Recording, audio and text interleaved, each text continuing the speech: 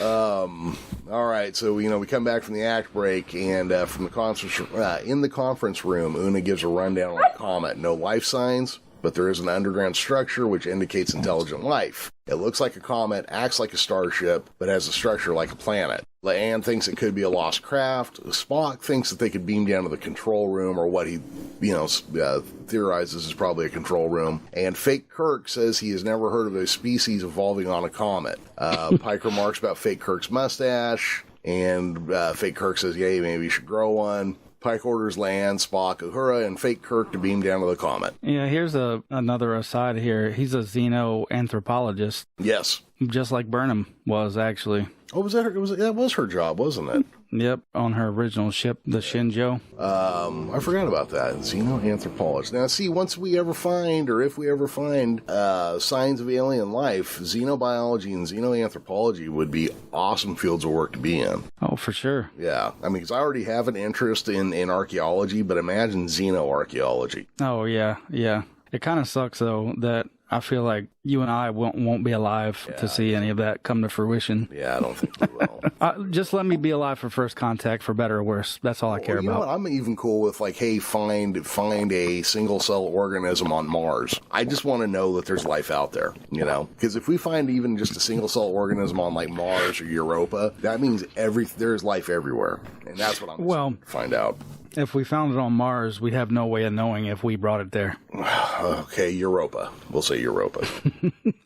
Yeah, I mean, I don't know if that would necessarily satisfy my curiosity on it. Maybe Europa, the Europa thing, but I don't know. I just want us to intercept some kind of alien signal that we can verify is not a pulsar or something naturally occurring and didn't come from us. Yeah. My other problem is, Chris, because I get paranoid sometimes, I feel like what we're going to do when we finally find some signal, right, we're going to get a bunch of them because we're actually in a simulation, and then they're going to be added to the simulation, and then there'll be like aliens everywhere after that. I mean, or, it could just be like what other civilizations are going to be barraged with once our early radio waves kind of do. The radio stuff to the TV signals. So once they start getting them from us, they're going to keep getting it from us for, however long we exist. Well, as long as we keep, beaming signals out into space, on radio waves, yeah. Yeah. Of course, we get out there and nobody else is out there yet, but we start populating the universe as far as we can go. There's going to be eventual speciation, and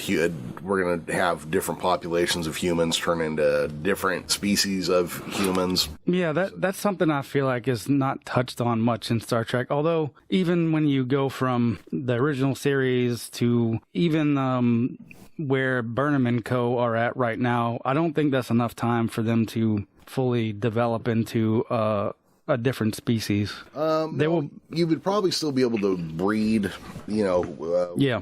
But say like you have people living on Titan or in low gravity simulated environments, like what do they call that? An O'Neill cylinder or something, right? I think within a few generations you would see people who were taller and thinner, lighter boned, just because of the environment they're in, not even because of changes in the gene pool yet. Yeah, I could see that. Yeah, but as those things change, the gene pools would change. But yeah, for a while, everybody would still be able to breed. Like if you chain all of humankind and even through periods of evolution, if you go from one generation back to the previous generation, even though they're quote unquote different species at that point, they'd still be able to breed point to point, Yeah.